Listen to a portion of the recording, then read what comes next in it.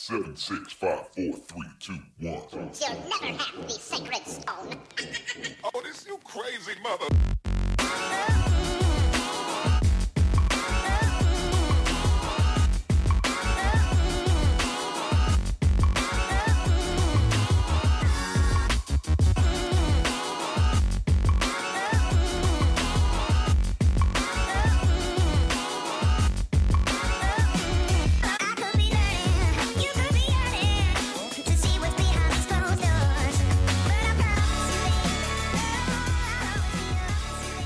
Welcome, everybody, to this week's DPS Radio.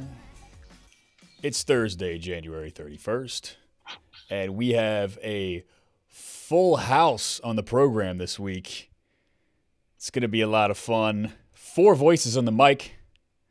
I'm your host, as always, as per usual, Adam Proctor. And joining us online are my 2 hosts, 2 fellow co-hosts. We'll start with you, seniority first. Amy Therese, how you doing down there, down under? I'm doing well, Adam. How about yourself? Fantastic. Freezing my ass off. Ben Studebaker coming at us from the UK. How you doing, my man? I'm doing great, and I'm glad to be back as always. Excellent addition to the team. We announced to everybody last week that Ben is joining us. We're going to be dropping a website in the next coming weeks, featuring the written word, videos, and obviously much more of this podcast content that you guys seem to like. And the 4th voice this week is another one that you guys should be very familiar with by now. It is his 3rd appearance on DPS. That is a new record. First guest in the 3-time club. Mr. Daniel Marans, politics reporter at the Huffington Post. How you doing? Doing great, Adam. I'm happy to go for a hat trick. I'm just not sure if I'm a bit of a cheap date here, but that's okay. Not at all. Not at all. We bring you on the show because you've got your ear on the ground. You're covering the politics beat, and you bring us back down to earth. And Lord knows we could use a lot more of that on the socialist left. We can talk about principles and theory and strategy and all these high-minded ideals. But if we don't ground that project in, what's actually happening in the kind of like cynical machinations of the political scene, then we're just going to be doomed to irrelevancy. So happy to have you on, my man. Lots and lots to talk about. You are hot on the 2020 Democratic Party primary beat already. Yeah, I've done a little bit of that. I have. I'll admit that. And I like to think that actually really started when I traveled with Bernie Sanders in October, because that sure felt like a little bit of a primary teaser. But a couple weekends ago, I was also with Kirsten Gillibrand in her inaugural swing through Iowa. And a whole lot of that was in Steve King's district, which was also kind of interesting. And it was cold as hell. But yeah, and I'll be attending an event tomorrow that I can't unfortunately talk about just yet on the record, but somebody else announcing. I'll just tease that. Somebody else announcing. Does it rhyme with Schmauerd Schmaltz? No, he already announced. Yeah. So yeah, that was my little segue into Howard Schultz's ridiculous campaign announcement there. But yeah, so you've got some exciting news after tomorrow. So we'll have you back on for your 4th time next week, and you can tell us all about that. It'll be great. So tell us what you've been up to so far. We talked your last appearance on DPS. We talked quite a bit about your travels with Gramps, Bernie Sanders, across the country. You hit the trail with him in October. He was hitting the stump pretty hard. Adam. Yeah. We like to call him Dear Leader. Dear Leader. Dear Just leader. give him the proper reference he deserves. We've got a Chairman Sanders. We've got a journalist on the program, Amy. For fuck's sake, we have to feign objectivity, for the next hour or so. Oh, right. I see. Okay. All right. So we talked quite a bit about your travails, your journeys, your travels with Dear Leader last October. Tell us what you've been up to ever since. It's my understanding you've been following Gillibrand around over the past couple of weeks. Yeah, I followed her around a bit. I thought it was pretty interesting. She's got some baggage definitely from her past that I guess at the very least from her past, and we can go into some of the more contemporary issues that she'll certainly face from the left. But she sort of took advantage of the fact that nobody knows who the heck she is and really tried to play it off as a strength. And that thing that is potentially a weakness for her on the left is that her original election was to an upstate New York district that was held by a Republican in 2006. And she won that, and she won re-election in 2008. And then very quickly thereafter, she was named U.S. Senator for New York in 2009 by the then Governor David Paterson, re-elected in actually a special election in 2010, and then a re-election in 2012, and a re-election again in 2018. So she's fresh off the campaign trail there. And you know, Adam, as a rural Virginia son, such as yourself, a son of the Confederacy. I wouldn't go that far, but yes, you had me up until. I'm trying to get you in trouble here. I'm just kidding, but you won't find a Confederate battle flag in my backyard, I can assure you. But yes, I am from the South. You know, and actually, one thing that's interesting about your hometown of Stanton is that it's a place that actually got hit pretty hard by NAFTA, you know, based on my research. And, you know, so Troy, New York, which is in sort of the capital district of upstate New York, it's part of a tri-city area with Schenectady and Albany, the capital city. It's an area that has experienced industrial decline and then has a lot of surrounding agriculture, especially dairy farming. I mean, dairy farming is like the corn of upstate New York. And at the time, she really ran as a hardliner on guns and immigration. She got an A from the NRA. I haven't yet unearthed a terrible vote she took in that period from 2007 when she entered the House, having won election there in 2006, through 2009 when, after Hillary Clinton assumed the Secretary of Stateship, that she became that senator, that she took. But the NRA was, if the NRA is giving you an A, there's a problem. And even after being named to the Senate seat there, she sort of boasted that she kept a couple of, you know, this isn't just about hunting for me. I keep a couple handguns under my bed for protection. Okay. So she's playing it up hard then. Yeah. Okay. So she has exhibited the capacity to be how you say malleable in the past regarding both her personal biography and her policy platform. So you think this kind of leftward lurch over the past year or so has been more calculation than a kind of genuine expression of her kind of a political vision? Well, the thing is, her leftward lurch has really been from virtually the moment that she took that Senate seat. Mm-hmm. And the interesting thing about seeing her in Iowa is because nobody really knows who she is. And I mean, I think that that's fair to say. And I think that she sort of acknowledges that herself. She was able to sort of emphasize the things that she ran on in 2006 that were maybe more, that had broader appeal, like opposing the Iraq War. And this is the interesting sort of dance that she's doing. And we're going to see this with a lot of people in one form or another. But she said she supported Medicare for all. And then immediately after saying that, she would say something like, because I wanted people to have the opportunity to buy into a nonprofit program. But she is on Sanders's legislation.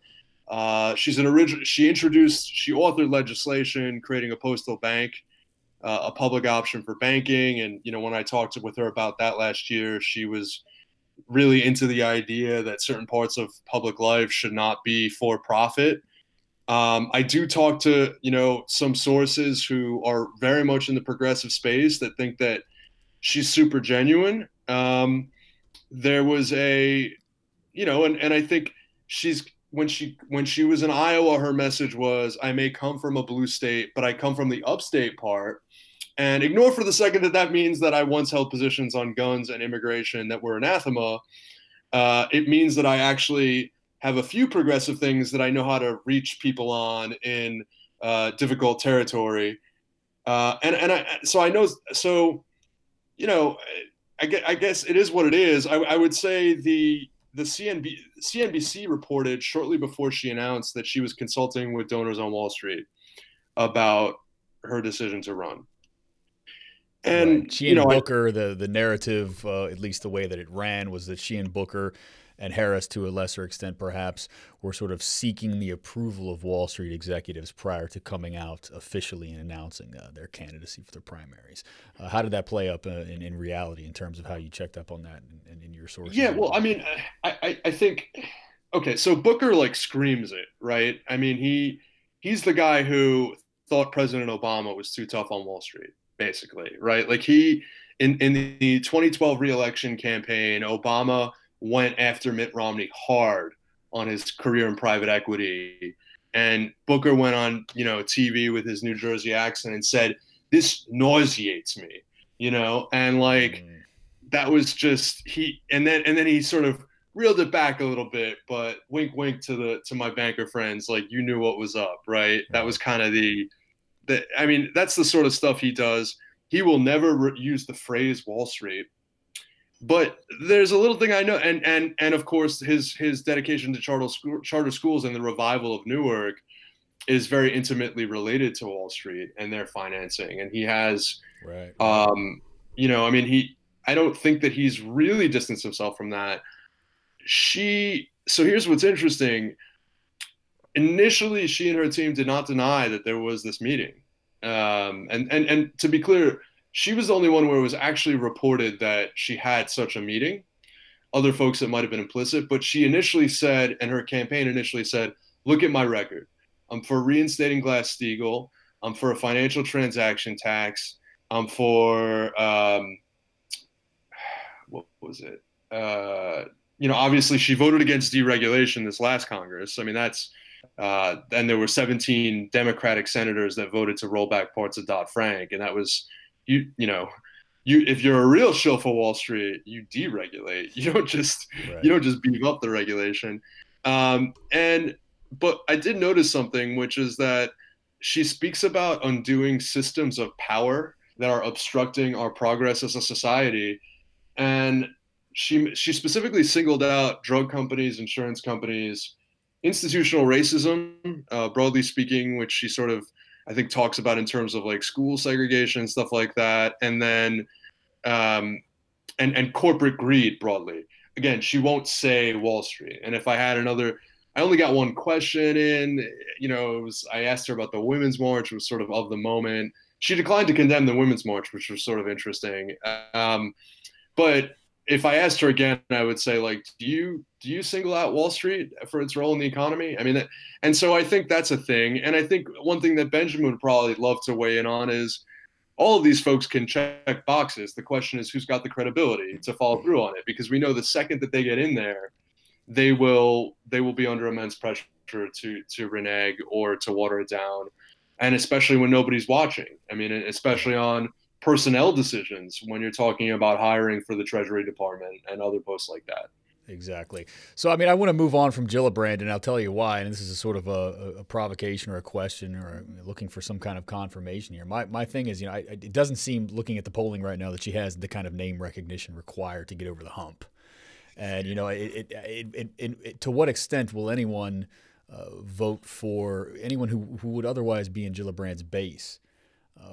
Take a Gillibrand over Kamala Harris is really the middle class moms, man. You think so? You think the wine moms, the kind of I think she is 100% targeting the wine mom vote. I got to tell you, literally a stop on her campaign was like baking cookies in a craft shop on the main drag in Des Moines, and she was just like, "I love to cook," and I'm like, "Well, we've come a bit of a ways, I guess, from Hillary Clinton's "I'm not home baking cookies" line, right, in 1992. And it was like clearly almost just for B-roll, there was no value for the print reporters, because she was literally just like, "Yeah, this is a family recipe," but she is very personable one-on-one. I think she, just in terms of political skill, her she's a little bit less practiced in sort of the soaring rhetoric style. I think that she got choked up a few times, and I would say, and I'm not saying that like I'm criticizing someone for being emotional. I just meant that at a certain point it didn't seem genuine to me, and that's not something I can print, right? Like I'm comfortable telling you that, but but she had a ever so slightly tipsy crowd at a women-owned brewery in Des Moines, like totally eating out of her hand, of let's say 200 people. I mean, that's not the thousands that a Harris can get in Oakland, but I'm not counting her out. I think she's a bit of a sleeper. Harris can get that in Oakland. Harris can get that in Oakland, but Harris can get that in Oakland. But I would suspect that in a place like Iowa, since I've been looking at a lot of the polling, and in the Midwest region, Harris really does quite badly and only gets a couple points. I would think in a place like Iowa, Gillibrand might be competitive with Harris right now. Not nationally, but in a place like Iowa. Yeah, I mean, look, Adam, just to go back to what you said about polling, I really I wouldn't put too much stock in the polling, right? I think that like Biden is going to drop like a rock, right? Because he's just so vulnerable on so many issues. And I think that some of those issues, like even for the sort of go along, get along Democratic primary voters, there's stuff that's just going to mess him up. And the sort of things. I mean, we'd like it to be the bankruptcy bill that he lobbied for and made it impossible to start students' debt with, but it's probably more likely to be Anita Hill and the crime bill, right? And hopefully busing as well might play in there. Yeah, hopefully. Yeah, I'm not sure how you sort of champion a former advocate of busing when you even say have a Kamala Harris in the race, who is kind of championing herself as the Wakanda candidate, and so like it as mealy mouthed policies in every other way. See, that's the thing. Like the difference becomes merely that when their substantive platform is basically the same, you're going to choose the identitarian candidate. That's right. But like, ideally, you want to be choosing on elements that are more materially based than that. Well, the people who are going to vote for Biden are going to vote for Biden because they don't care about these things. Exactly. Yeah. That's true. Also, I'm not convinced that Biden's running. I think it's a media story. Like, I don't think he's done anything to indicate that he's running. I think, and this is something a friend and I were discussing recently, there's a non-zero chance he's just doing a speaking tour. He was one of the least wealthy senators, and sort of never did that speaking to a grift the way that the Clintons and Obama did, right? Yeah. So he's got a couple of years now to kind of really run that game before his stock kind of plummets on that circuit. So sure, he may not have like actively said, I'm not running, but like the chance that he's potentially running ups his appeal on the talk circuit, right? So he's not going to put his speaking fee. Well, if he's not running, play super cynical here. If he's not running, or if he gaps his way out relatively early, the person I think who could inherit that big share that he takes in the early polling is John Kerry. Yeah, let's go there. Let's talk about John Kerry, because we've got a whole lot of hucksters, a lot of 1990s throwbacks. I mean, if you want to talk about somebody who's, okay, yeah, who's just a dinosaur and a relic of the era. We've got this kind of sensible moderate, from like circa 1995. I don't know, and Howard Schultz. He would have made the New Democrats blush, I think, in the early to mid 90s. And we've got John Kerry thinking about entering the race. So let's get to the meat of the real conversation here. I've titled this thing, "Who's Progressive in 2020?" Because it doesn't seem, the polls are shifting and things are cloudy. Now, it's no secret to anyone that we here at DPS are hardcore partisans of Bernie Sanders. And we hold him up as in many, many ways, the only principled Democratic Socialist candidate in the race, obviously. Now, he has some weaknesses, and he has some insufficiencies in terms of like the kind of capacities that he brings to the table in terms of pulling off his really bold policy agenda. And I think that this is where socialists need to be thinking very seriously about how to engage creatively with that campaign in order to see it through in a more principled direction. However, all caveats aside, otherwise, there are a tremendous number of candidates out there who've been making some very confusing statements these days, siding onto some very left-wing policies. And so you see the Schultz and Kerrys of the world pop into this thing saying, no, whoa, wait a minute, not so fast. What happened to my party? Why are you guys all lurching to the left? Why are they lurching to the left? What are we seeing right now? Is this all smoke and mirrors, or is this a really significant kind of sea change in terms of the way that things are going to be brokered inside of the Democratic Party now? Yeah, well, Adam, I mean, just to chime in a little bit with some of the stuff I've covered lately in Congress, albeit remotely in New York. I covered yesterday. There's a bill to expand and patch the solvency of Social Security that has more than 200 co-sponsors. It really covers the whole ideological range of the House. And my understanding, from the people in the Progressive Caucus and even the leadership folk, the main co-sponsor is not really a traditional progressive. John Larson comes from the insurance capital of the country, Hartford. Is that will pass the House floor like pretty easily. I mean, so that will then be teed right up for a time when another period of unified Democratic control rolls around. Same thing with $15 minimum wage. And we'll also see action, I anticipate, on prescription drug prices to empower Medicare to negotiate lower prices. How big of a cudgel the government gets, and whether it will have the ability to, let's say, threaten to violate companies' patents, or just start producing insulin as needed and all that sort of stuff, that's a question. But I would say those three things are pretty certain. And single payer is not going to be passed on the floor of this House. I can pretty confidently predict that. And then I would say that House Democratic Caucus is actually a little bit more cautious than this presidential field. And what I think that reflects is your Howard Schultz's, your Mike Bloomberg's. I don't know if there's like an inside joke here about John Kerry, but like that we might as well not waste air on him. And maybe even your Joe Bidens are actually, the sort of prototypical 90s era blue dogs. Even the kind of like normie Dems don't really have such a huge tolerance for that anymore. They at least want the lip service nowadays. And they may be okay with a Medicare buy-in or, certain things like that. They may be okay with somebody who does the rhetoric and it isn't necessarily credible on it. But they want real action. They definitely want you to the new thing is banning corporate PAC money, which we know is like a bit of a sieve of an instrument, right? Because there are all sorts of other ways it can get funneled in, but it's something. And people fought it pretty hard. We know that they're all in on I think expanding Social Security, $15 minimum wage, and for the most part lip service on Medicare for all, at least. And they've made sure not to have the wrong votes on banking yet. So I do think that there has been a genuine shift in the center of gravity. The rubber will hit the road, as always, when Democrats actually have power. Right. Yeah. Yeah.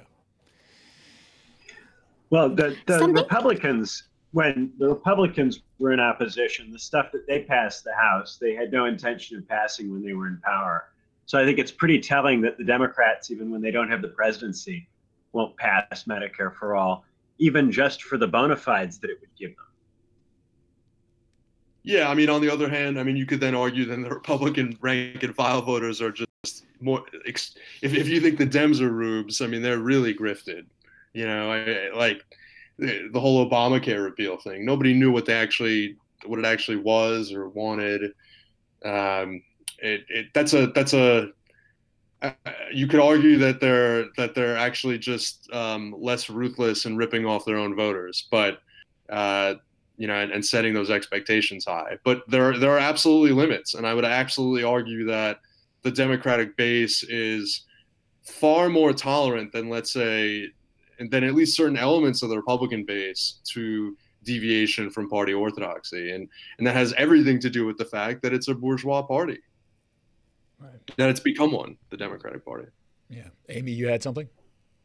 Yeah, I mean, on the one hand, I very much want to acknowledge what Jenny was saying in terms of the change in the discourse around certain types of programs and just like the increasing redundancy of candidates like your Joe Bidens and others of that ilk. But yet at the same time, I think we are facing a moment where I don't know. I've increasingly sort of found a sense of like getting kind of an allergic reaction when people use terms like litmus test. And what I think that will often indicate is it has now become absolutely necessary to pay a certain kind of lip service to a particular kind of idea or policy. But my concern when a litmus test becomes kind of normative, right? When it becomes a compulsory hurdle that any candidate must jump in order to even be a contender, it sort of ceases to have any useful function beyond just being a threshold. So like what I want to start seeing is actually really precise questioning of candidates in relation to those litmus tests. So like, I don't know, the moment you ask Kamala Harris a question about her alleged Medicare for all support, you find that she's trying to be all things to all people, which to me suggests that like the litmus test as a litmus test is not quite performing the same function that we hope it might in terms of delineating who is or isn't on board with Medicare for all in any meaningful sense. Mm-hmm. Does that make sense? If I might just sort of venture a kind of a sort of a anecdote or a phrase or something here, I can throw this out. And sometimes, you know, one of the riskiest things you can do in politics is win. Once you sort of capture the common sense, you capture the narrative in the way that Bernie Sanders has done in shifting the Overton window, the way that he has, and the way that these kind of grassroots, progressive, and even democratic socialist movements have over the past 2 to 3 years, is that it then becomes the lingua franca of the kind of power brokerage, the kind of cynical calculation of the likes of a Kamala Harris, if I do say so myself. I'll take credit for that one, Daniel. You don't have to, the cynical calculation part. But so what do you make of that? I mean, let's get into the specifics. Yeah, here. well, I think the problem's really elemental, right? Which is that you've got like a literal list of 100 people on an email blast list for the NRA's Florida chapter, who the moment you try to implement, tighten up background checks, okay, like, so they ended up doing something after Parkland, but the moment you do that, they are just all over a state rep's ass, you know? I can't think of a real issue except for something like a Supreme, like voting down Kavanaugh or something like really basic, where rank and file Democrats, aside from a still relatively small left faction, are that attentive and that impatient and that insistent on discipline. And I can't think of any better example of that. And this is something that I really need to credit the sort of anti-monopoly thinker Matt Stoller for bringing up so often on Twitter. And I know he sometimes butts heads with other Matt, right? Matt Brunig and Matt Stoller have some epic debates. Yeah, they represent really interesting. They're good representatives of their chosen kind of sub-ideologies inside the broader kind of progressive left. But like that to me is where we want a debate to be, you know? Oh, totally. Like, and it's very, you know, so that's, yeah, it's very, yeah. Like, it tracks closely with that. But like one thing that Stoller has really highlighted effectively, in my opinion, and this to me really speaks to the problem, which is just like the ongoing unwillingness to really critically examine the presidency of Barack Obama. And I mean, I was in Iowa, and it's the same thing everywhere I go. You know, I literally met a guy, and this is like, because I did a little sort of like anecdotal Bernie voter research when I was talking to Gillibrand's people, because on the trail with her, because about half of the folks that she was talking to, or maybe a third, were Bernie voters, you know, including people at the Iowa Women's March and just randos at various Democratic events. And I spoke to like a 28-year-old guy who was working in this retail kitchen supply place where she baked cookies. And he was like, well, you know, I voted for Bernie because I liked his ideas. But, you know, now that I've been thinking about it, I still think that I love Bernie, but I also love Barack Obama, because Barack Obama could reach across the aisle. And, you know, we kind of need, the passion of Bernie, but somebody who can also reach across the aisle. And I'm like, what politics have you been watching, man? But that's not my job, right? So I just kind of listen and nod. There's a lot of that. There's this kind of awe over his charisma and his personal story and his ability to communicate and touch people.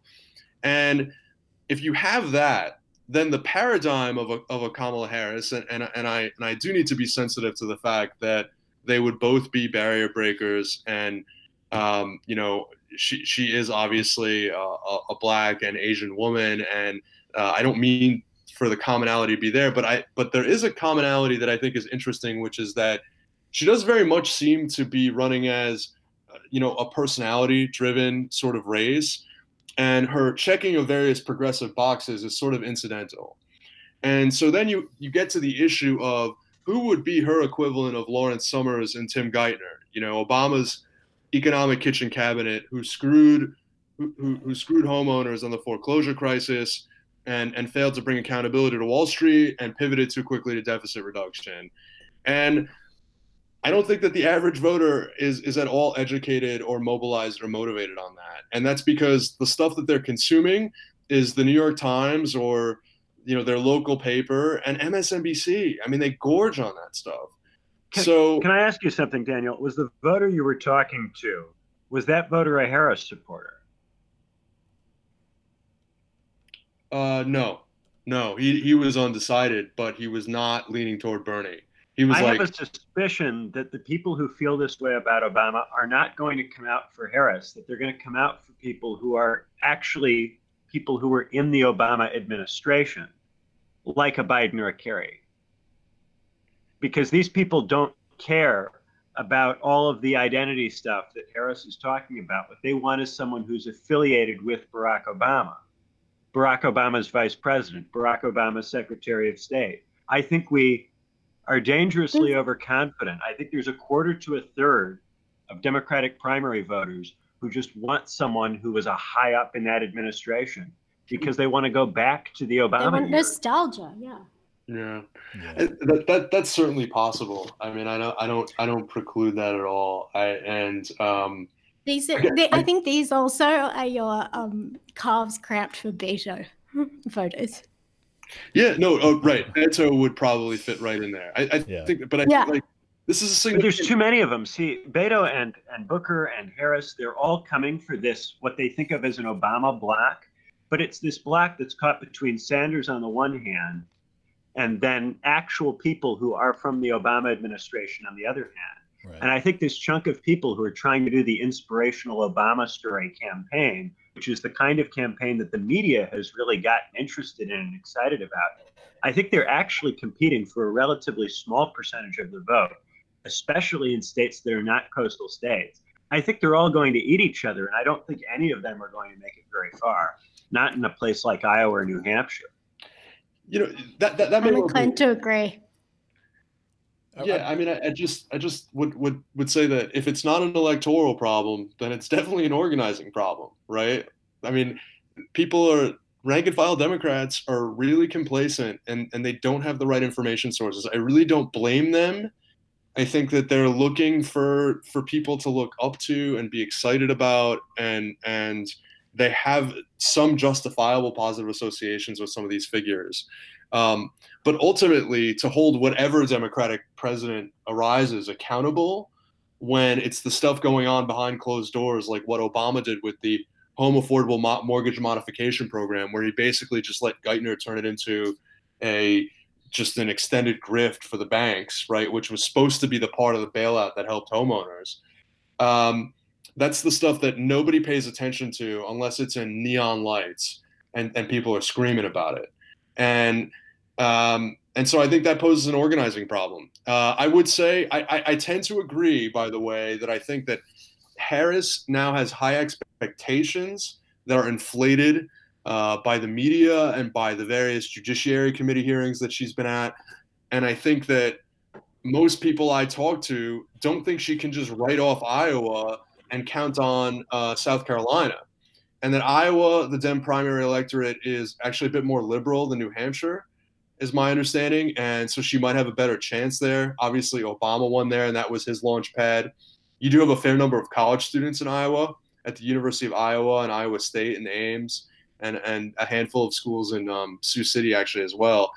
And I think that Harris is actually being done a disservice in some ways by the media narrative. If you Google Kamala Harris and the word frontrunner, just those 3 words, you will get a ton of entry results on Google search.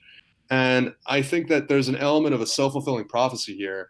I'm seeing the folks at CAP and other places really stand for her and retweet her and all that. I don't think college students are going to go out for her, because Kamala Harris is 58. She's as old as my mother. She doesn't resonate with young people.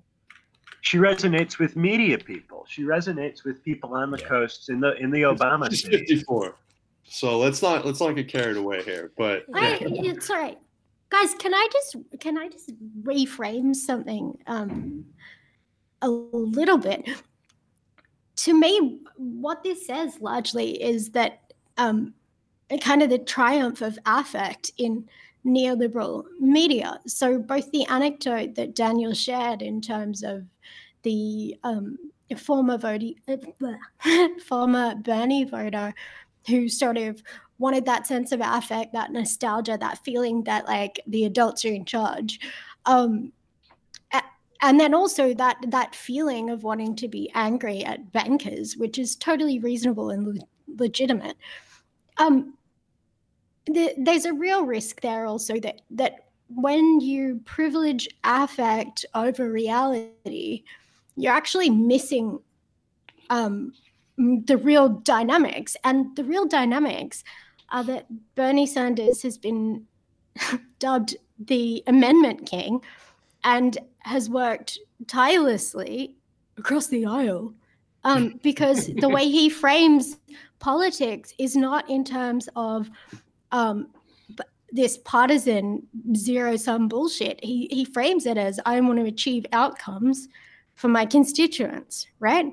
So I think there's a real risk in the other flow-on effect is also that you then, from feeling that sense of betrayal and wanting to sort of get mad at bankers, you end up looking at, for example, an Elizabeth Warren who will deliver that affect as well, like in her yelling at bankers and sort of visibly being angry at them. And similarly, that's spot on. Kamala is an affect candidate too, for the same reasons.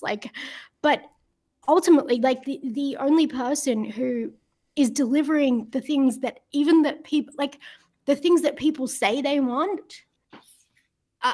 And I know I'm annoying, but Bernie is not just better in different ways. It's that he's actually better in the ways that people say that they want. Yeah. Right? Yeah, but here's the question. Here's the question. I know this is an N equals 1 or 2 in my case. Let's take my boomer parents, for example. They've actually pulled a kind of a counter. What am I trying to say here? They've become more liberal in their old age, rather than more conservative, which I think is a trajectory that more people follow, perhaps in this day and age than you might think. I think in the Obama Can I ask era, a quick? Yeah, go ahead. Yeah, do you think they've necessarily become more liberal, or is it more that the conservative, that the GOP has gone further right, and then the Democrats have also over the past 40 years moved right. So I if think they you're could exactly stay the right. same, and then suddenly they find themselves voting. I think well, and Just also curious, too the depravity and the kind of at best the shallow, hollow nature of this compassionate conservatism was laid bare in the Bush years. And I think that in the midst of the financial crisis, the suffering has really hit home for a lot of people, or perhaps they're in far closer proximity to the suffering. They have children themselves who are struggling to kind of get off the ground and begin adulthood, and they find themselves more open to progressive ideals, perhaps, because as most of us experience this in our political transformations over the past decade or so, being radical, as Bernie Sanders often tweets, over and over again. I love the message discipline of this man. He says, being radical is the only pragmatic solution in a world with, presenting the kind of problems that we have in front of us right now. And so it doesn't feel that radical. It just sort of feels like the right thing to do. However, in discussion after discussion, I find that despite the fact that we agree about things like inequality, we agree about the inaccessibility and unaffordability of college and debt and the housing crisis and all of this, the downward kind of the race to the bottom of the economy that we've experienced over the past 10 or 15 years, I don't think that they're going to be able to bring themselves to vote for the candidate who most logically and most directly kind of fits those concerns. So here's the question, Daniel. You're going around the country.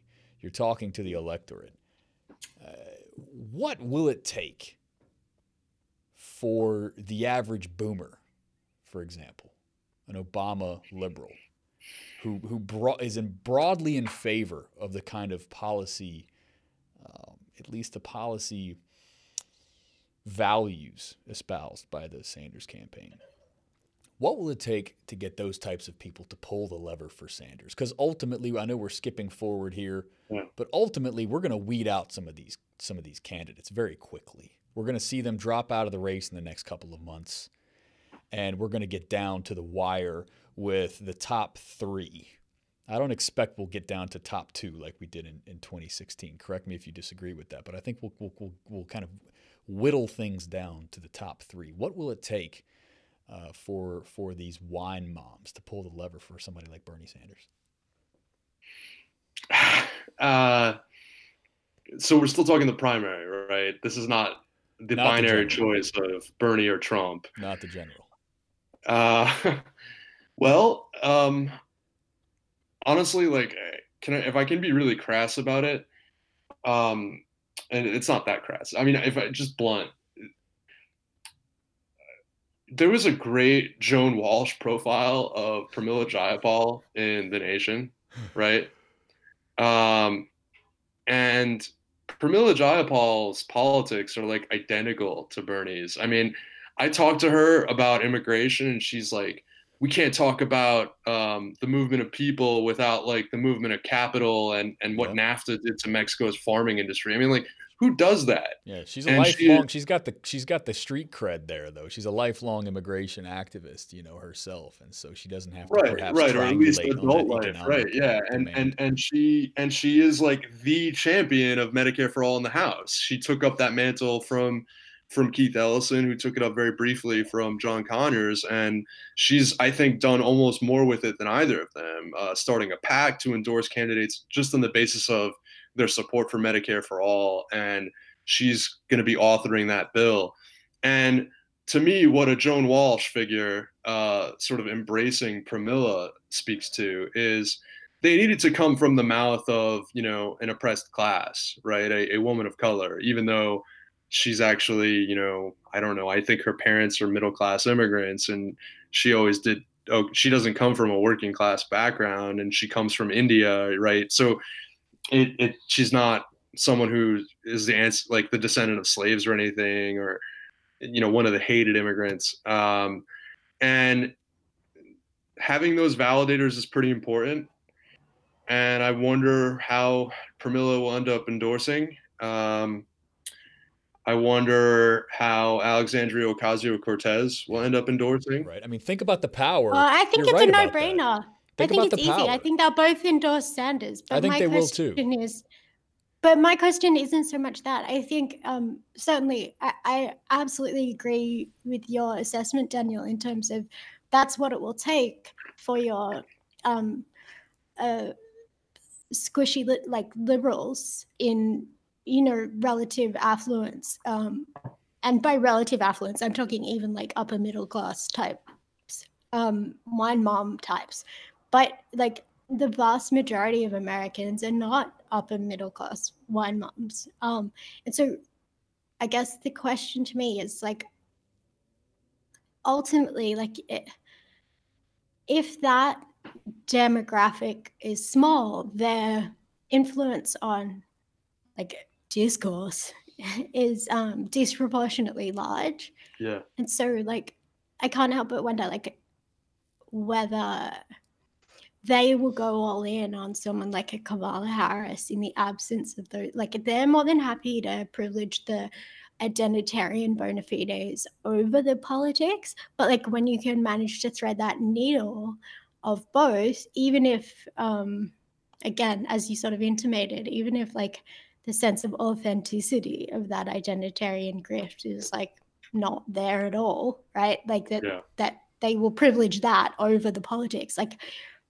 I mean, there isn't anyone else in the race, at least at this stage, that does that. Like, do we think they would get behind like a Gillibrand or a Harris, like go all in on that? I think they would.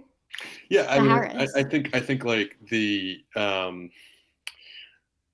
Gillibrand Harris dynamic's interesting because I think with they suffer from opposite expectation problems. Let's say, you know, gotcha.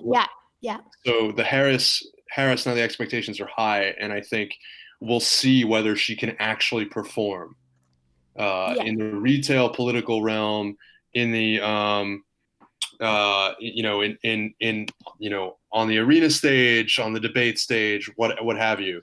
By the way, another variable here is that Harris does have a very talented consulting team, right? So like, you know, does she though? Like, so did Hillary. Well, I think she's the Marco Rubio of this group. I mean, she's got revolution messaging. And she's bought up a lot of real estate on Facebook. So there are a lot of folks that are watching that piece of it that think that she's got a good digital game. She's raised a ton of money. That means something, you know, and the earned media, right? That raises money on its own, right? These are all just stupid political gears things, but whatever. I could see Gillibrand kind of swooping in under the radar on that. On the wine mom vote. I think another variable for Sanders, and this is the last thing, and then I'll just let Ben jump in. I wasn't there, unfortunately, because they put me on Gillibrand duty, man, instead of and actually I like her personally. You know, but my colleagues followed Sanders. Sanders and Booker headlined the NAACP event in Columbia, South Carolina, on MLK Day. And then Sanders stuck around a little bit and talked to some lawmakers, and you know, then he spoke at a historically black college. I think it's Benedict College in Columbia, South Carolina, sort of the part of South Carolina where you get in from off the coast, and it's sort of the heart of the Southern Black Belt. And this was almost the first incident, and again, having not been there, but reading a ton of like my colleagues reporting, people said that he got a warmer reception than Cory Booker at that NAACP event. Now, he brought the house down with that speech. That speech was incredible. If people haven't heard that speech, they should just go look it up right now. I mean, maybe in the edited version of this, I'll just chunk it in right here. I recommend it. And by the way, Adam, that's a testament to, in my opinion, the degree to which sometimes just saying the words, saying like, I know there is still interpersonal discrimination. I know that that's still a real problem. I know that there are still legacies of slavery and white supremacy in this country that are embedded in our economic framework, et cetera, et cetera. That means a lot to people because it just at least deprives the critics of a stick to hit him with. And there is this head of the Charleston, South Carolina Democratic Party who was like criticizing him in the press and sort of like bitching about it. And then like one of Sanders' press flags showed a picture of the room at the historically black college in Columbia and really just kind of showed him up. And And so what that says to me is, because past efforts by Sanders to make amends have sometimes been dominated by, I guess you could say, something tactless that he might have said, whether it was about Andrew Gillum and Stacey Abrams' losses, or going to Mississippi and seemingly, okay, maybe that was a non-event, but getting shit for the way he talked about Obama. This went off without a hitch. And the polling at least suggests that Black voters now have an open mind, and that what a lot of the barrier really might have been last time was familiarity and a Clinton on the ticket. And so if we talk about wine moms as a smallish but influential and social media heavy part of the Dem primary electorate, Black folks are obviously, and middle and working class Black folks that are not in necessarily sort of the media elite class, are basically the heart of it, right? I mean, I don't know what the number is nationally, but in at least a dozen states, it's about half. So, if he can break through there, I think that's another variable, and we'll see how that goes. Yeah, I think Breonna Joy Gray over at The Intercept has sort of been on that beat for really, like, even going back to the 2016 campaign. And yeah, I'm really intrigued to see whether the absence of the Clinton machine and the couple of years interim that has really allowed the name recognition of Bernie to increase. I'm hopeful that represents a significant shift since the last Dem primaries in his favor. Let's talk a little bit about Kamala Harris's statements and whether or not she walked back her support for Medicare for All in the face of this kind of onslaught coming from the center and the right. So earlier this week, Kamala Harris had a town hall where she really put on a show. I think she demonstrated, as she did in the Kavanaugh hearings, that she is capable of playing the kind of strong, focused, principled, passionate, woman of color kind of role that I think many people, for very good reasons, are craving in this country. They want to see a shakeup of the kind of old white man, the dominance of the old white man in Washington. And Harris is really trying on this role. And she's quite good at it. We have to say that, I think. So I'm not sure we do have to say that, to be honest, because to me, she's Marco Rubio. She's the person who theoretically checks all of your boxes. But when you look at the policy area that people cared about in the Republican Party, immigration, he wasn't on the side of that issue in a consistent way, in such a way that people could trust him. You stick him on a debate stage, and he's too over-prepped, he's too Generation X, he's too overly framed. And I thought that was the way that she came across in the Kavanaugh thing. I thought she came across over-prepared with a fake anger that reminded me of what Cory Booker does. I think she's just much less appealing than the media portrayal. And I think people are drinking her Kool-Aid because there's so much stuff on the internet about how great she is and how persuasive she is, but I really just don't think it will hold up. I mean, I think it's an interesting wager. I think her Wakanda ad and the kind of association she's making there, if people haven't seen the Wakanda ad, they need to look into that. It's very short, it's brief. And have you guys seen her Spotify shtick? I actually kind of was charmed by that, where she it was like the Late Show with Stephen Colbert had her tape Wait, you like my favorite that song for working out, or and I don't know, she kind of has good music taste for what that's worth. And again, living in the very vapid world of American politics, where these sorts of things kind of matter to people in some really dumb way. But I don't think they do matter to people as much as we imagine that they matter, because there's a lot of people in the Republican primary who could do that kind of thing at this stage in that race, and none of them caught on. Yeah, look, Ben, I mean, first of all, I do think that the primary electorates are different in the two respective parties. But I like the Marco Rubio parallel. I don't think like, and this is just very early, right? We're having fun. We're shooting the shit about this stuff, but we're just spitballing. And I think the real question ultimately, what I want to get to after we kind of parse out some particulars here of these individual candidates, I do want to get through that for sure before we move on to other topics. For example, the various healthcare plans that Kamala Harris has signed on to, and what that perhaps indicates for her kind of future, waffling on issues. But ultimately, what I want to talk about here is like we could almost do like a March Madness bracket here, because this is what we're going to be looking at. And it's going to be a step-by-step process. We're putting all these people head-to-head, but that's not realistically what it's going to look like, right? One person drops out, their supporters shift elsewhere. Another person drops out, their supporters shift elsewhere. And it's trying to tease out kind of where those various support bases shake out in the end when we're down to those final 2 to 3 candidates, when it comes time for the convention. So, I think you're right to point to that, though. I think both of you have a point. Ultimately, though, what's going to matter is how they can they get to the finish line? And I don't know. I mean, I'm really, God, I see nothing when I try to look into my magical crystal ball here. I see nothing. It's just cloudy. You had something. Amy. Yeah, just in relation to Kamala and what Daniel was saying about the little like mixtape thing that she did. I obviously it's no shock to anyone. Like, I don't really do feelings in relation to these things.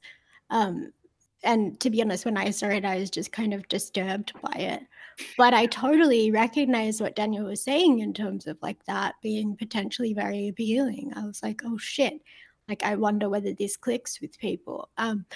But the thing that I think is perhaps a mistake with some of us on the left are very, very quick to frame Kamala as like evil or like having malicious intent. Because you look through her record as a prosecutor and it's a complete fucking horror show. But I've dug through a bunch of old speeches and old video footage, going back as far as like the early aughts. And I think something that's very much worth considering is not so much that she's uniquely pernicious, but merely that she's a technocrat who will implement and effectively administer the normative commitments and the policies of the status quo. So like the criminal justice framework in which she was operating and the economic context in which criminalization occurs were incredibly punitive. And so in instituting just the laws on the books, you can appear horrific. And the outcomes are horrific. But like, I actually think she's not uniquely evil. She's actually quite banal. And so I think we're making a mistake to try to paint her as like evil or unlikable. I actually think what we need to reframe is just the fact that like you can, like, she is relatively likable at times. Like, she can be.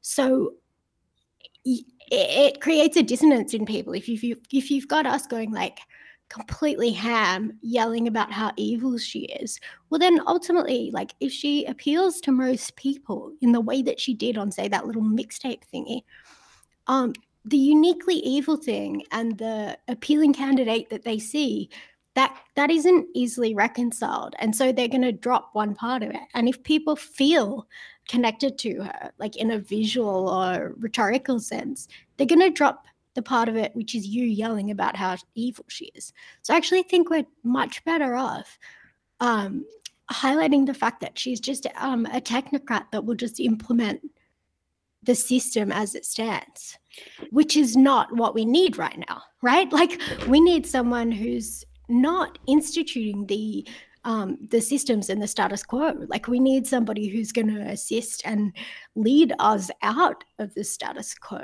not just effectively implement it uncritically. Is it fair to say she might be register? A thermometer and not a thermostat? Like she has. Yes, sure, yeah. Things metaphor. I think that's right, but people again, absolutely. I'm wondering, and again, this is all anecdotal for me, and I'm in this kind of broader DC area bubble with these kind of like PMCs who are doing relatively okay, but at the same time can't afford to buy a house and all the rest of it. Healthcare costs are through the roof. But there's something about, I think that you're not wrong, Amy, but there's something that we've, this thread that's carried us through this conversation thus far has been the appeal of the status quo, this kind of it's just bullshit romanticized the comfort that people derive from the notions of kind of getting back to the enlightened technocracy of the Obama years. That is such a pull on. Well, I mean, that's not like an appeal of the status quo. That's like a resistance crowd. But that's like an affected nostalgia, right? It's not even like a wanting to. It's not something about the status quo. It's a straight up like delusional nostalgia that is critically dependent on a pretend version of Obama, which is the version that impacted people at the of a high socioeconomic status. Mm-hmm. Right? They didn't lose their fucking houses. Yeah. So like that affected nostalgia is totally fine for them because things were fine under Obama for them. Right. And so they didn't have a 401k yet. They're of the generation where they were still kind of making their way into adulthood, when the real boom came happen. But let's get back to your point then. Just as a kind of wrap up the general point that we need to get into some specifics. We're getting into the second hour here. Daniel, let's get back to your point about Matt Stoller's comment or sort of a provocation, suggestion, impassioned plea that we need to remove the velvet lined force field that we've placed around Obama in terms of making him fair game in the discourse these days. That he's kind of the ace in the hole for these centrist candidates to cling on to their popularity on the back of this kind of romanticized notion of his reign in the way that Amy was just spelling out. Yeah, well, I mean, one way, and I began my career as somebody working to stop the grand bargain, which was an attempt to trade cut social security and Medicare cuts for higher revenue, and really at a ratio of like 3 cuts to everyone. I mean, maybe to every $1 revenue, $3 in cuts or whatever.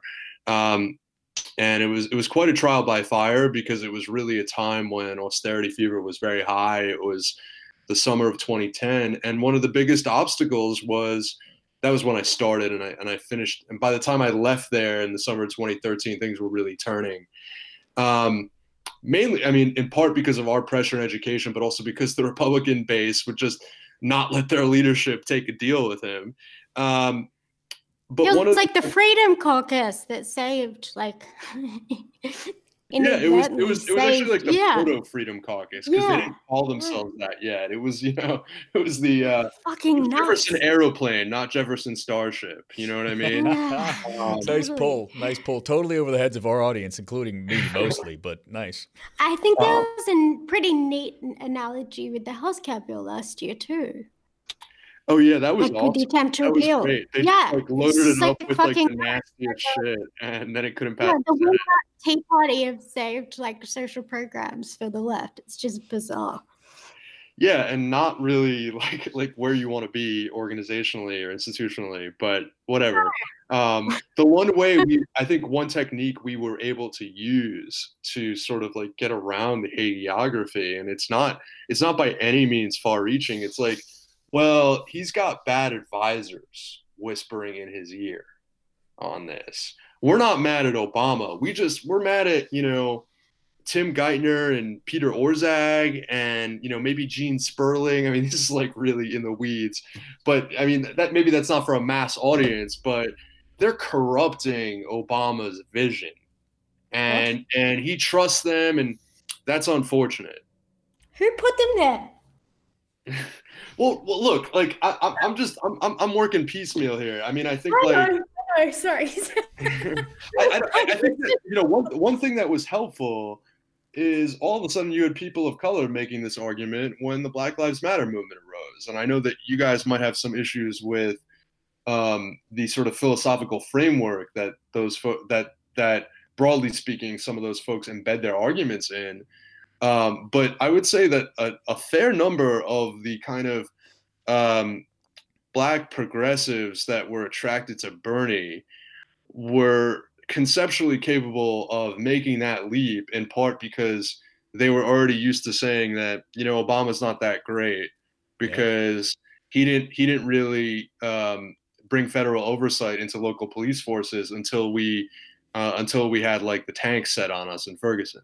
Yeah. No, you're not wrong about that. I think that, you know, they developed a adversarial relationship to the sort of Black establishment political class in the wake of Obama, and they're sort of trying to find a new home. The question I would have there is at what point do we just kind of get to this kind of freelancing brokerage politics wherein they're refusing to you know, quote unquote, I'm going to say this in an incredibly tactless way, they're refusing to give it up, right? Give it up to any particular candidate, because at the moment you give it up, you know, you're theirs, you know, you're owned, you're the bitch, right? To put it you know, to put it crudely.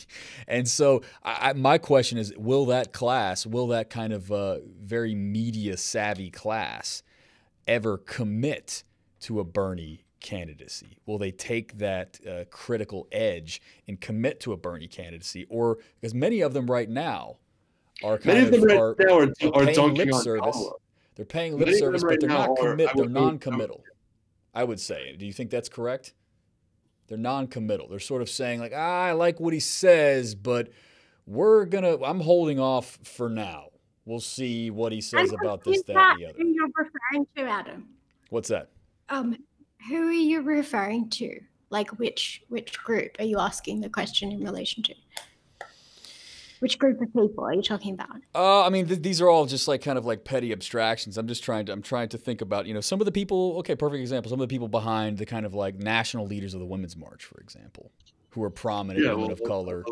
Alicia Garza. Yes. I mean, I think she's a neolib. Well, I mean, that, you know, it may be the case, but she does marshal a hell of a lot of, you know, she's got gravitas, whether or not we like it, or we like that fact or not. I mean, no, I would just say like there are people who would not agree with some of your conceptual frameworks on race, but who also reject the neoliberal consensus on capitalism, who in fact even worked for Bernie. Like Anthony Rogers Wright is another person, and you know, Khalid Kamau is somebody who was one of after the 2016 elections, he was one of the first successful DSA-backed local candidates. He's a city councilman in a predominantly Black municipality outside of Atlanta. And I see him sort of posting about, you know, Bernie was the original and, you know, what's up with all these Johnny-come-latelys. I would say that the main thing that I see from sort of the folks that I would put in the category of like people from, you know, maybe relatively middle-class backgrounds, or at least college educated, who have been active in what I would call the contemporary Black civil rights movement, or BLM, however you want to put it, is they are very skeptical of Kamala, and they're not giving her a free pass. And so that's something interesting. Okay. You may be right that they're non-committal on Bernie, but I think like the point we're trying to make is being able to assess people based on their policies, not on their personalities, not on their charms, and certainly not on their race or gender, is where we need to get to if we want to have an America that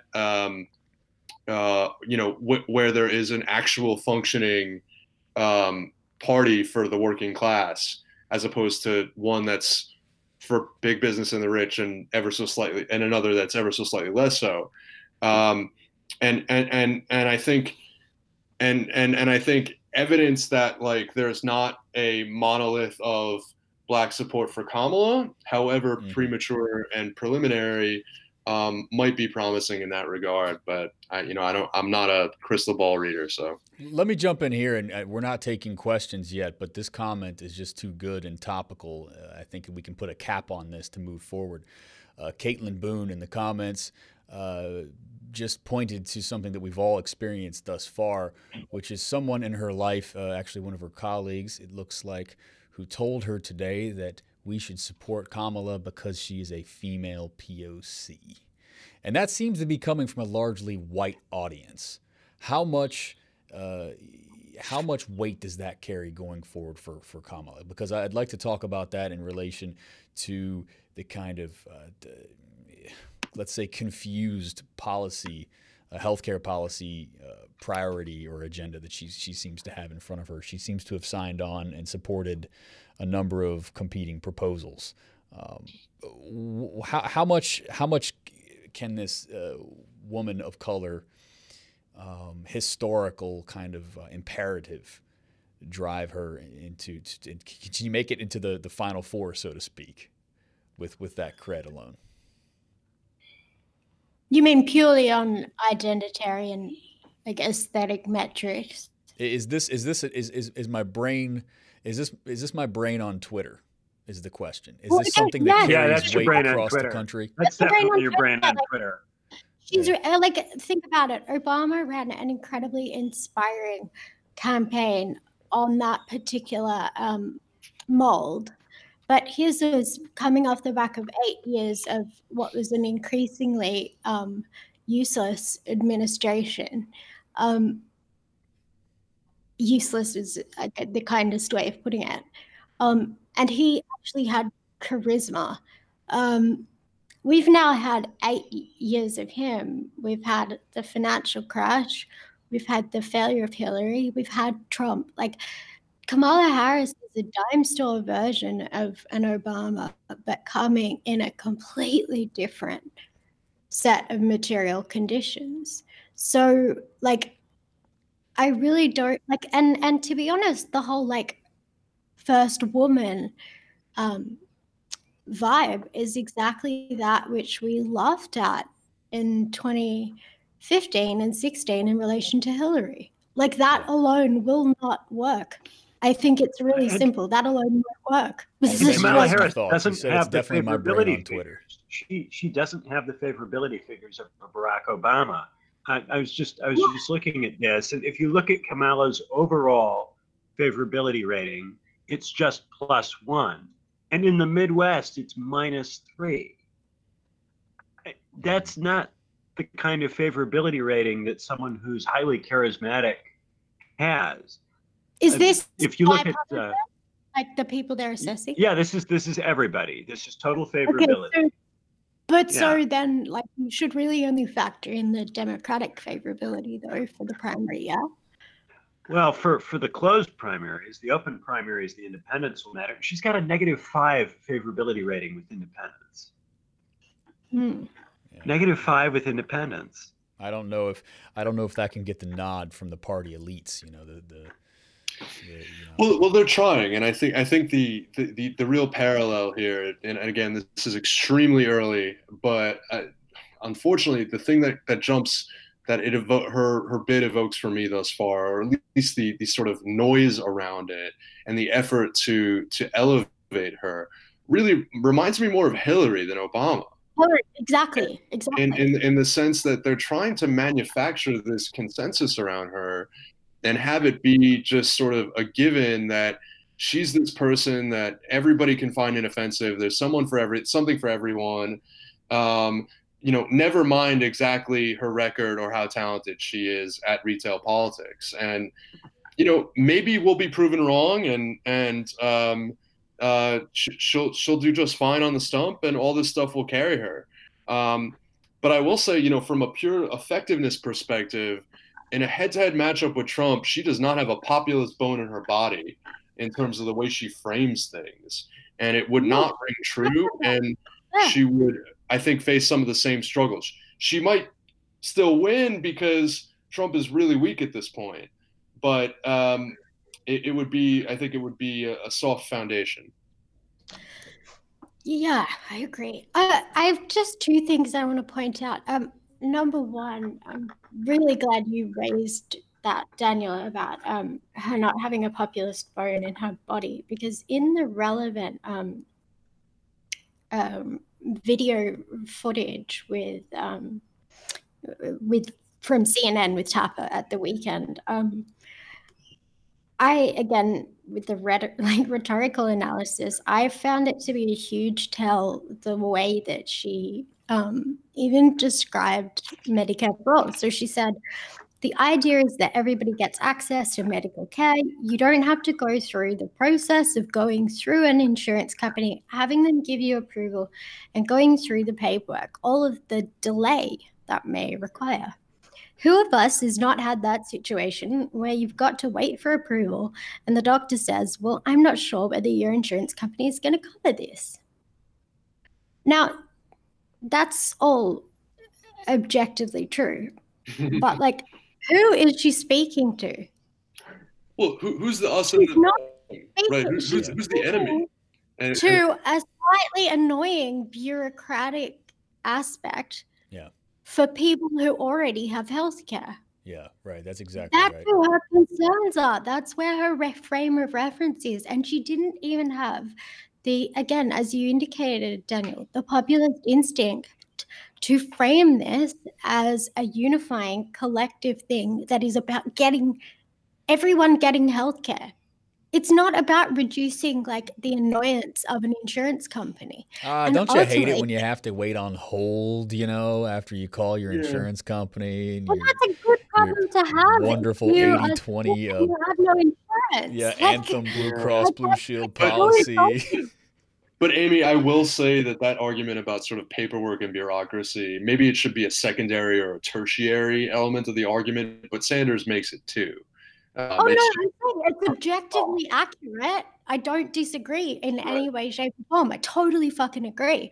But my point is more the fact that in that type of context, her instinct wasn't even to frame it around, like, a broad, collective, universal, like, audience, right? She's speaking to people just like her. That's where her reflexive instincts are to talk about the way that this may be relevant for people like her. That's her frame of reference. That's how she Let me ask you this, Daniel. You spoke to the fact that she has a very, at least by their own measures, sophisticated consulting team around her. To what extent is she driven by principles versus what polls well, based on her data crunchers with these consultant firms?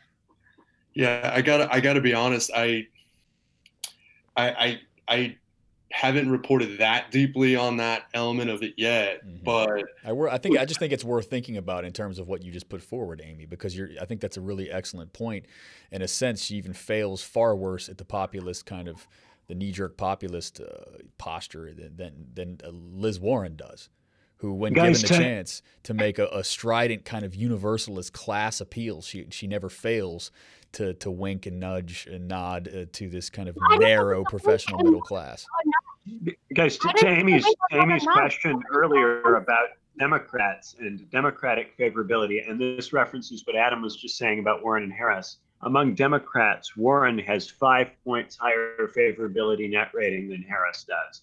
Harris is fourth after Biden plus 67, Bernie plus 56, Warren plus 43, Harris plus 38, Beto plus 29.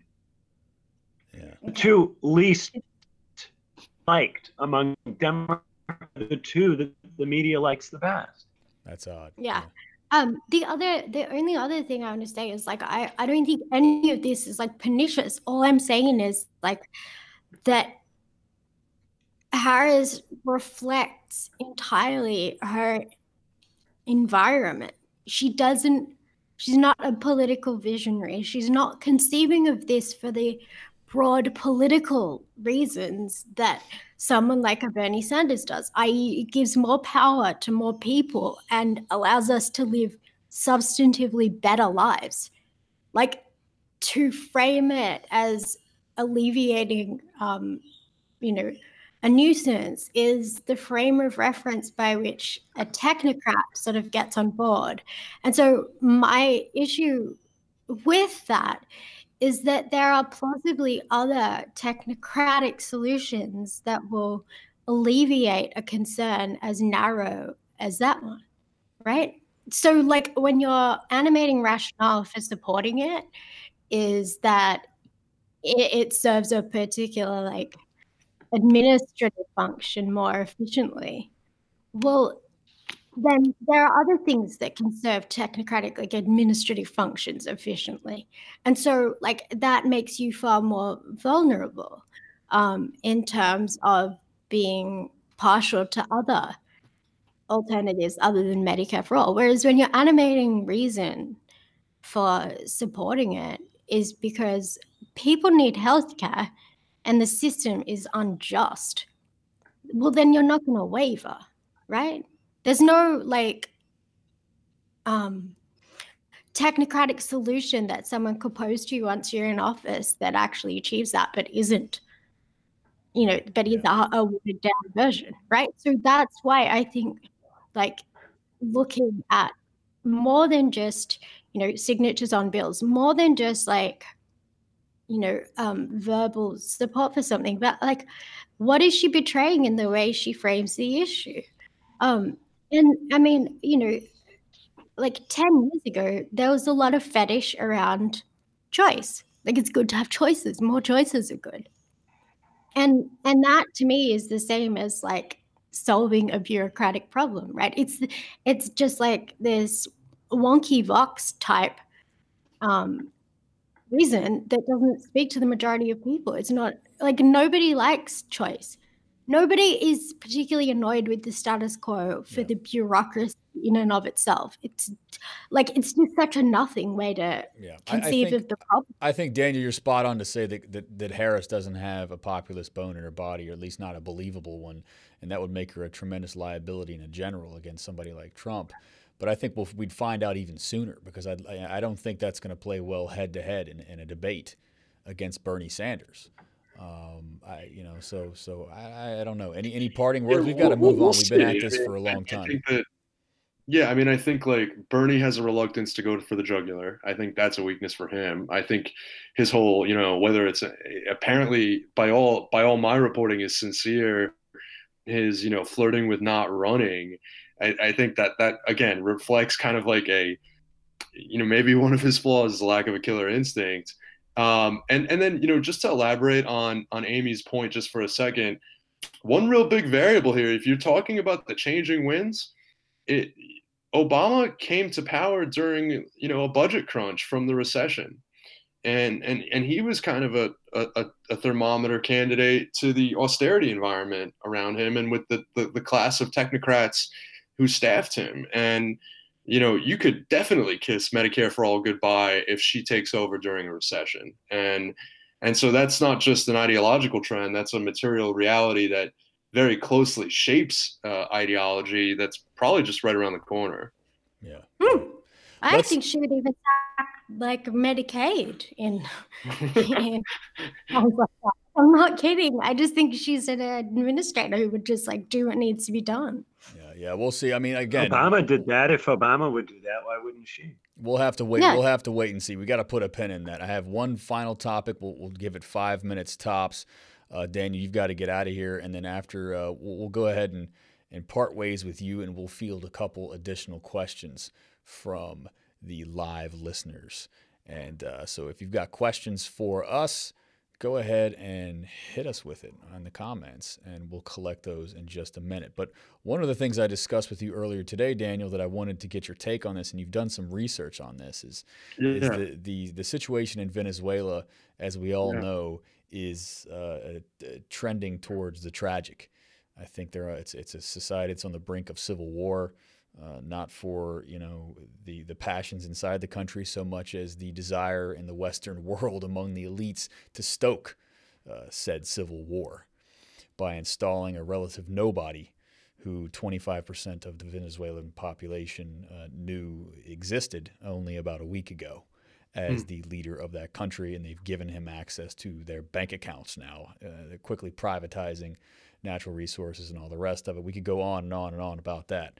We're looking to have a guest on the show very, very soon to talk explicitly about the crisis in South America and Latin America and the Americas in general, and the crisis in Venezuela. But Representative Ilhan Omar came out among the first to speak out against this just barbarous and murderous foreign policy regime that the Trump administration has displayed with respect to Venezuela. Talk to us a little bit about Omar's posture there, and it's my understanding you've spoken with her people. What's their take on this? Evo Morales, leader of Bolivia, has come out today and tweeted in favor, thanking Omar for her bold stance. Is she the anti-imperialist candidate inside the House of Representatives right now? Well, I think there are a handful of people that I would put in that category, including to some degree Bernie Sanders, but certainly also AOC, Ro Khanna, probably Rashida Tlaib. But I think what makes Omar a little bit different is that she's actually in the House Foreign Affairs Committee, which potentially gives her a voice, albeit very small, on that enormous panel. And, she has spoken out against the sanctions, and she has said that they are economic sabotage designed to force regime change. This was just a couple days ago. She's also spoken about a right-wing coup under works, and she has spoken up in support of dialogue. And that effectively is actually also the position at this point, I think, of the leadership of the Progressive Caucus to oppose additional sanctions.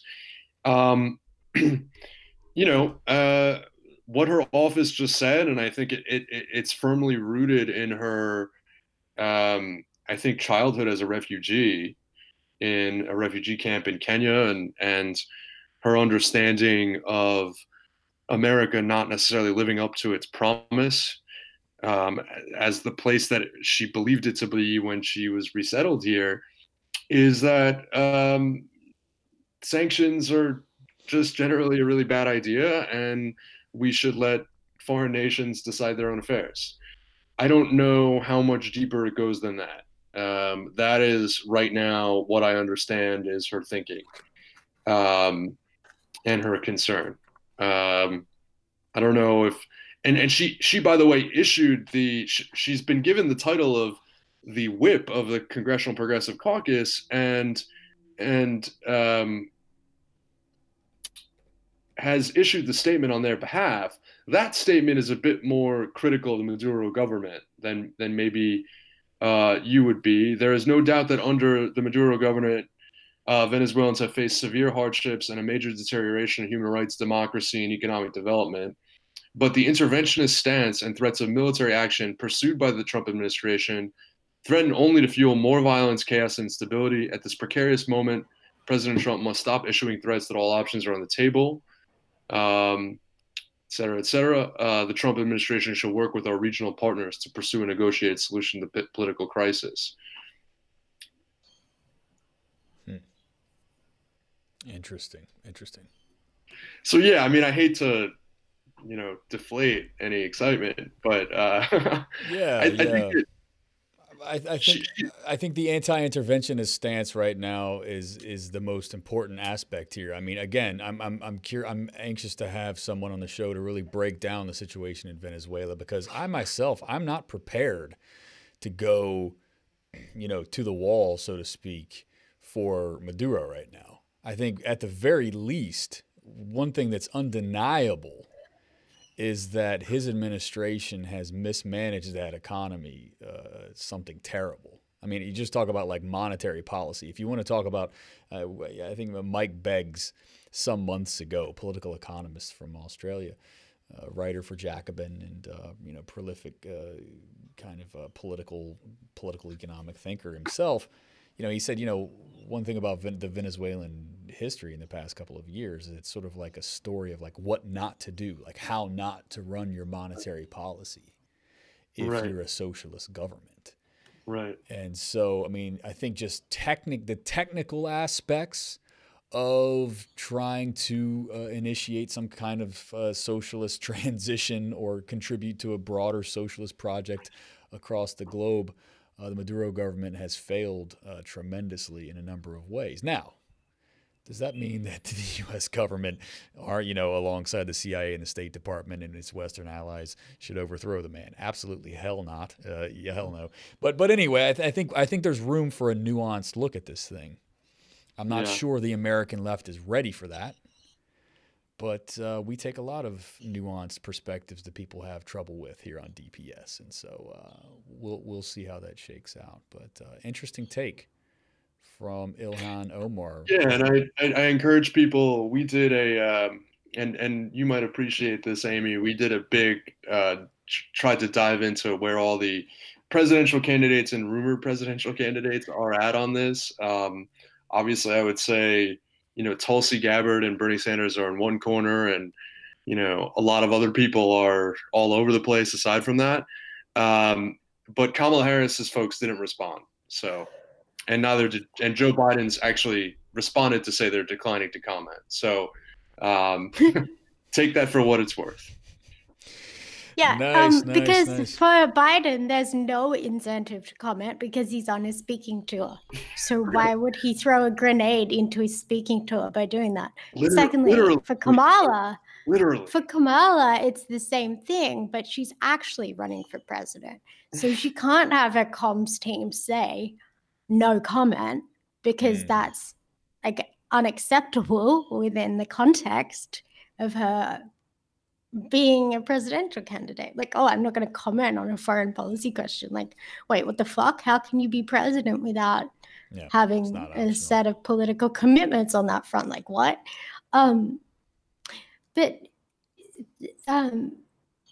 I had something else. Sorry. I just vacated my brain. Apologies. Bad timing on that because we're going to have to let Daniel go. He has places to be and things to do. He's got some deadlines to hit here. So we're going to take the last 15, 20 minutes of the show and answer some questions. And we're going to break very shortly to give live listeners the opportunity to hit us with those questions and comments. And hopefully we'll do them justice in the last 15 minutes here. But Daniel Marans, my man, thanks again for joining us on DPS. This was very enlightening. I know all of this will be, completely a waste of breath, 3 months from now when the crystal ball begins to become much more clear and things shake out the way that they do in these primary seasons.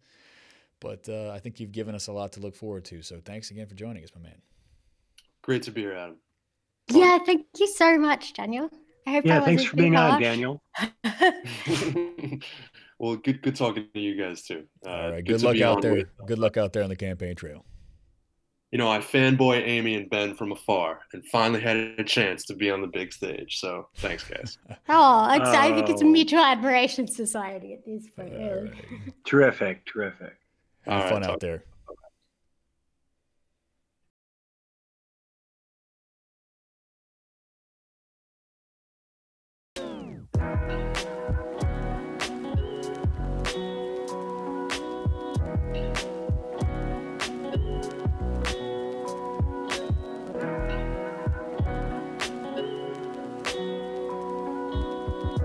We're going to break for just a couple of minutes to the live listeners out there.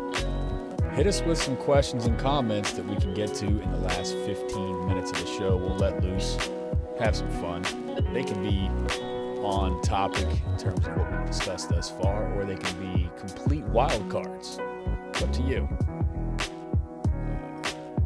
Bonus points for anyone who can get Amy all flustered and angry with one of their questions. I want to see her foam at the mouth. Let's do this, you guys. All right. We're going to break for about 2 minutes.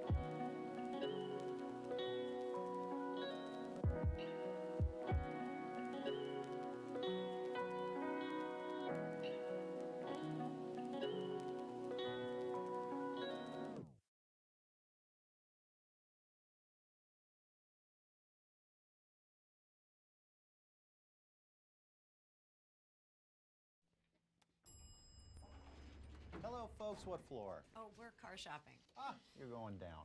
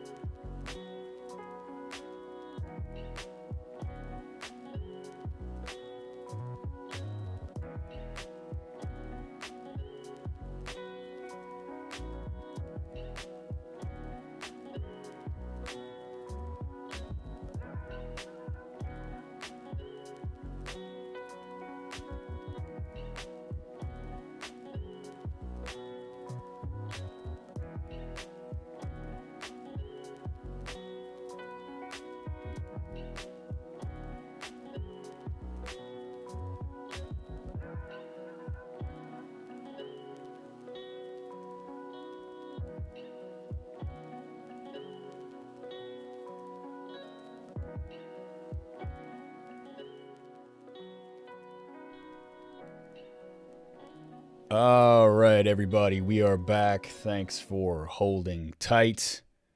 We've got a few questions on the board from our live listeners, and that should occupy us for the better part of the remaining 15 minutes or so. So, hope everybody enjoyed that little spiel with Marans. He's got a lot of insight about the kind of boring, awful, coma-inducing aspects of the American electoral scene. And it was a meandering conversation, but I think we really kind of we identified a thread that carried us through the conversation quite well. I think realistically at this stage, that's like all you have is sort of like the only thing you can do is have just sort of a meandering discussion, right? Yeah, like right. that's what it necessarily is at this stage in the game. So like there's no one better to be having that kind of meandering discussion with than someone who's literally on the campaign trail with certainly our premier candidate, but a couple of others as well, right? Like, yeah. Let's get to some of these questions. We've got about 15 minutes before we lose the feed. Clayton, good old Clayton. Clayton is a OG DPS Radio. He's been tuning in quite a lot. Thanks, Clayton, for your support. We appreciate it, and your questions are always good. Let's get to this one. Do you think the media will be willing to give Bernie more attention now that he's a more prominent figure within the Democratic Party and has better name recognition? What do we think? Do you see MSNBC, for example, giving Bernie Sanders a fair shake? More attention, but more negative attention. More, he's not progressive enough on race attention. Yeah. Well, this is what I wanted to jump in there, and I wanted to kind of grill, or at least get his opinion, Daniel's opinion rather, on this when we were talking about that kind of black PMC political class, the people who have leveraged their POC status quite adroitly, we might say, to gain fame and recognition in the media world. And let's be sure, there are much worse ways to gain fame and recognition in the media world rather than just leveraging your identity. There are much just more insidious ways. That's by far not the worst way to do it. Let's be clear about that. But like, what about The Root, for example? Take The Root, for example, theroot.com.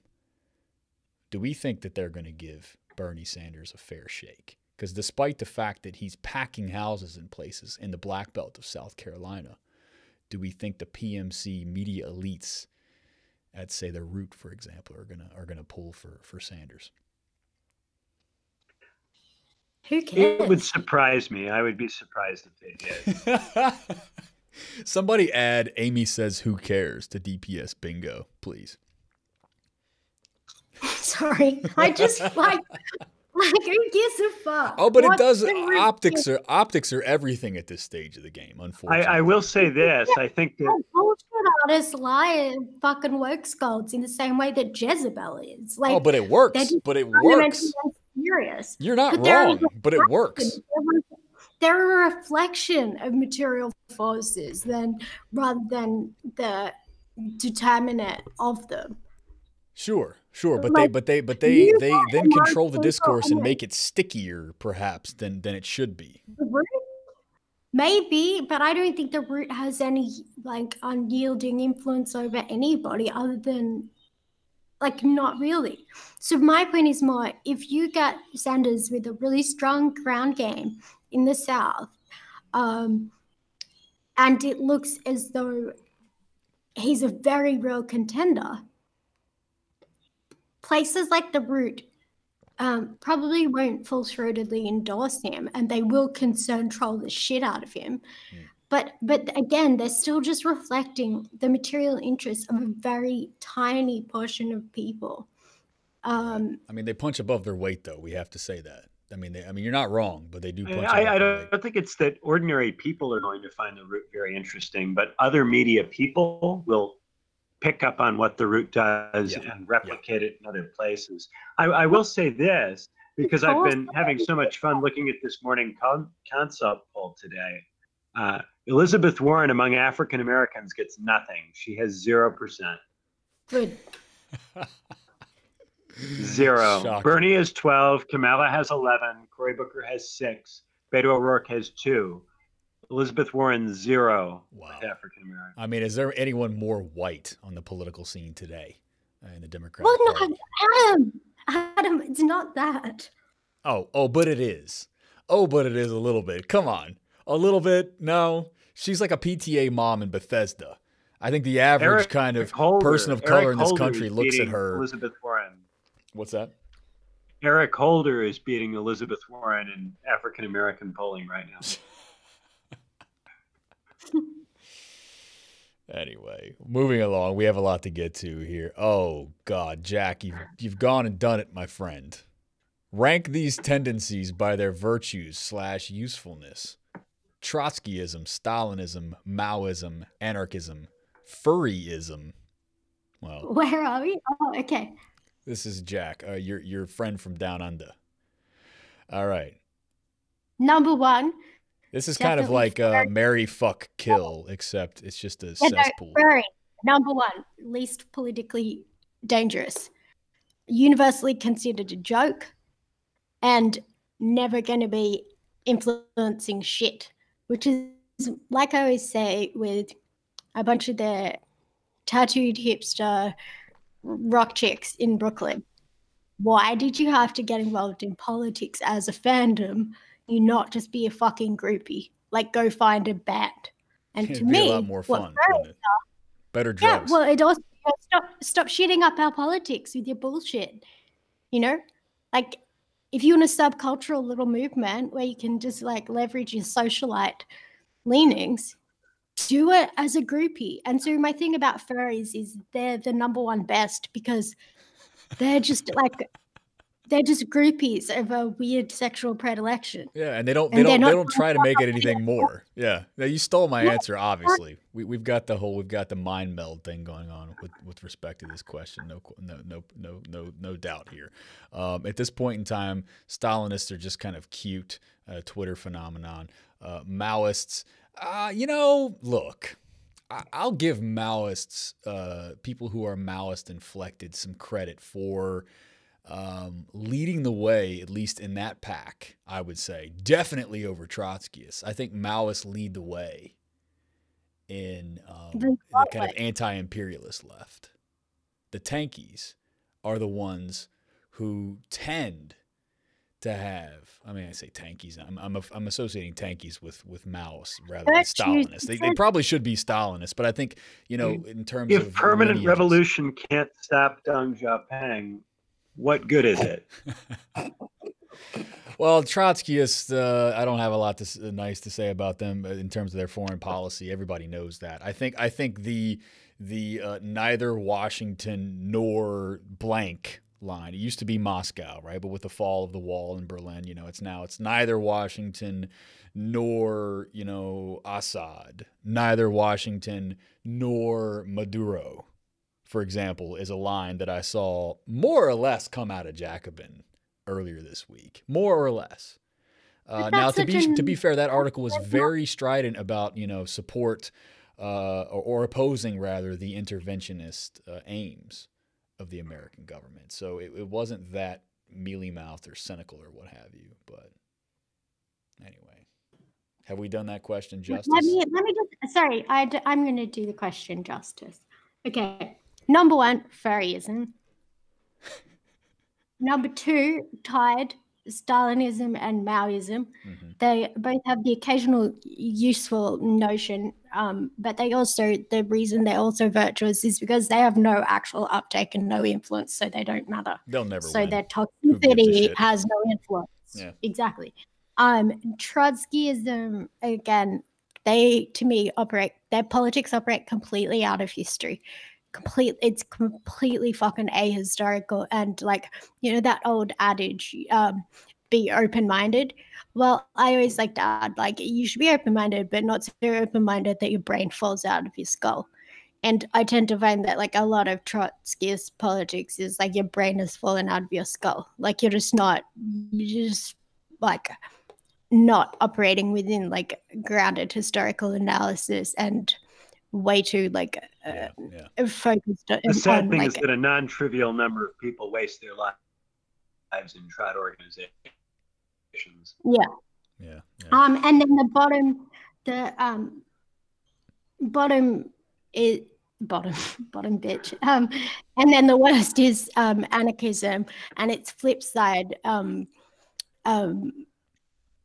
people who are like PMC liberal fail sons and daughters who think like there's an anarchist inflection in a lot of the way they engage with political issues that is solely reflective of the fact that they've lived in reasonably functional democracies their entire lives, such that the operative mechanics of a society vaguely working so naturalized for them that they don't consider them something that needs to be ironed out or worked through. And so their way of objecting to certain policies or certain issues in society is one of, either consciously anarchist or inflected with it like an anarchist strain. And I think a lot of these people are fundamentally unserious and would do a great deal of damage should they ever have any power. Now, the good thing is they're never going to have any institutional power. But where they do have, I think, way too much influence is in organizing circles, because their rhetoric can sound very, very appealing, but they are fundamentally unserious. And so if you're not having a nuanced conversation about the logical trajectory of what they're saying, it can lead you to make some pretty distorted political prescriptions within organizations. So I think like the most toxic there is both like self-professed anarchism, but also just like this anarchist strain within organizing in left political circles. And that's sort of like the whole abolish, the discursive register of abolish that we've sort of referred to previously. It's just one that like terminates conversations and nuance. So I mean, I've referred to this, taking this up from others. I came across this actually on the Toronto left when I lived there. The likes of Panish and Gendon and other folks have pushed this a lot, where we're just kind of getting over this this kind of anarchist zeitgeist on the left, wherein people are starting to take state power and institutional configurations much more seriously. But you're right to say it's very strange that it's this anarchist zeitgeist is kind of like, it's like a monster movie where you think the monster's dead and everyone kind of rests easy and we're all hugging each other like in the rubble. And then all of a sudden the monster like kind of jumps up and like everyone's like, oh my God, he's back. And then he kind of has spazzes and then dies again really quickly, just for like this kind of cutesy little effect. And then the credits roll. That's kind of like where we're at right now with this abolish rhetoric. The anarchist zeitgeist it's kind of had a little, what do you call it when like a dead body like will twitch, right? Like from like rigor mortis or something, whatever, what have you. That's what it is. It needs to die finally. The credits need to fucking roll on that shit. Well, everyone thought that Adbusters was passé and stopped reading that motherfucker. But then Commune magazine opened up. Oh, you did it, Amy. You did it. Well, the Vitalist Manifesto. We can be found in the trees in the green, the running water of the stream, the music festival in the bush, doof, in the happiness, in the care, the tender smile, the soft cotton of the washing cycle. Politics, bitches. That's what anarchism leads to. Yeah. All right. Well, we've got less than 3 minutes to go before we lose the feed. Let's go ahead and sign off. There's some really, really good questions here on the table. We've got a question here about the Korean nuclear deal, which I think is a real interesting. I think that this question should be forced on the Democratic Party primaries. I think it's a real. It's going to be a real litmus test for the strength of the progressive credentials of anyone who's running for president right now. And, whom among us on the progressive Democratic center left has a good policy there. We've talked about that a little bit with the likes of Daniel Bessner on this show. And we should talk more about that. But Venezuela is obviously the kind of hot button topic on foreign policy today. Yeah, a lot of really great questions, you guys. Thanks, everybody, for listening in. The numbers of live listeners are growing by the week. So I hope to see all of you back here next Thursday, 8 p.m. Eastern Standard Time. And we have a couple of guests potentially in the mix. Tentatively, don't hold us to this because people have schedules. It's a Thursday night. A lot of things to compete over. But tentatively, I'm looking to getting an activist in here to talk, explicitly about Medicare for all. So we'll be revisiting a lot of the themes, Kamala Harris and so on, that we discussed earlier this episode. All right, signing off. Everybody, say bye to the live audience. DPS. Bye, guys. Good show. Great show. Thanks for joining in and great comments. We'll talk to you guys next week. Bye.